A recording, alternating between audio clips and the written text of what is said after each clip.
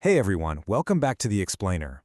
If you've ever felt like confidence is just this elusive, mysterious force that some lucky people just magically possess, well, you're definitely not alone. Today, we're diving straight into a really fascinating source text that actually maps out the literal blueprint of self-worth.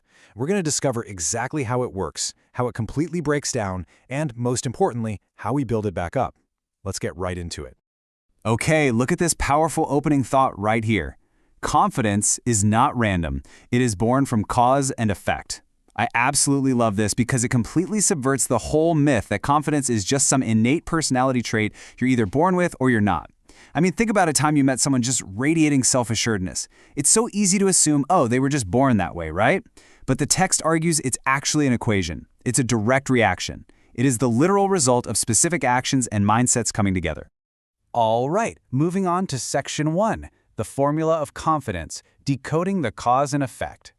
Now, the source kicks things off with something that might seem a bit, counterintuitive when you're trying to build self-worth. It says to start with saying no. But really, the whole foundation of this formula is establishing hard boundaries.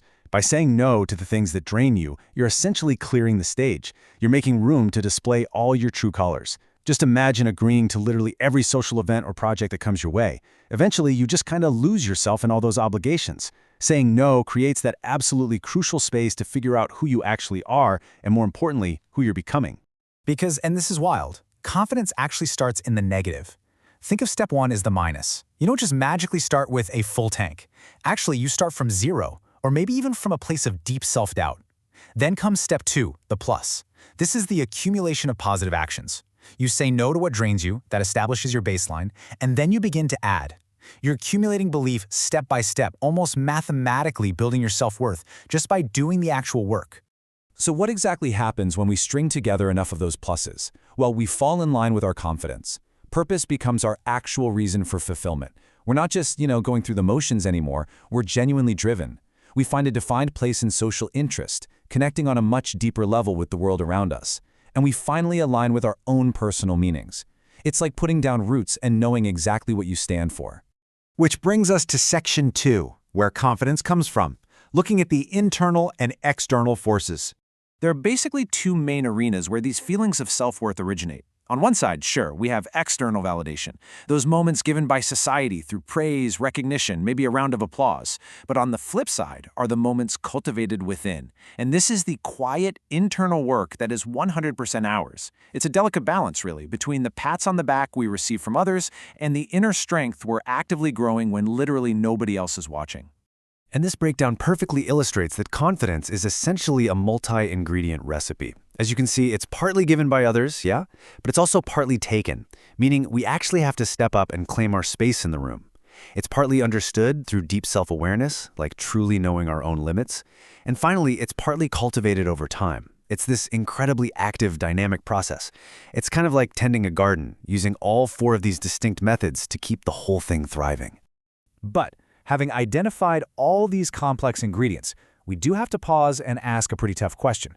What happens when our confidence shatters? Because let's be real, no matter how well we cultivate it, life just happens. Massive setbacks occur.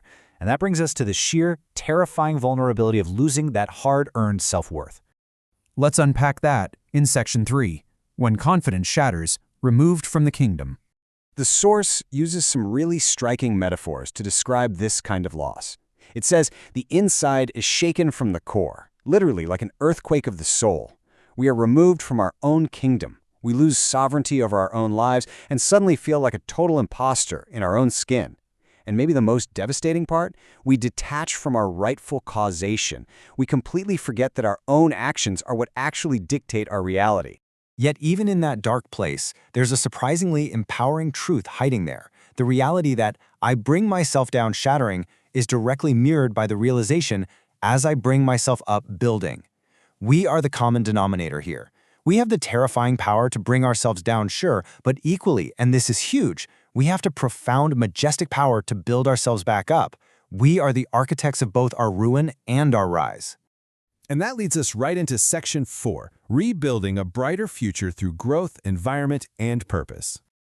To start rebuilding, we have to learn to actually be kind with our worth. And interestingly enough, the text points out that confidence needs company to keep growing. You really can't build it entirely in isolation. It needs a supportive friend or a community to reflect its value back to us, so we can see its power and truly know that it matters. When we share what we perceive with others, the people around us actually help cement our renewed self-belief. Our surroundings definitely play a massive role in this rebuilding phase too. Just taking notice of your environment and seeing your actual place in life leads directly to the result of knowing your true worth and your limits. It really grounds you.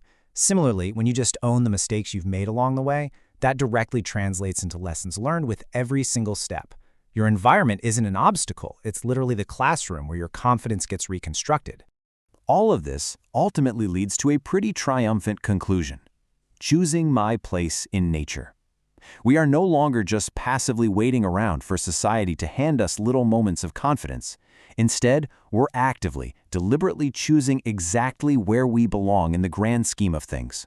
We're moving toward a brighter future of our very own selection.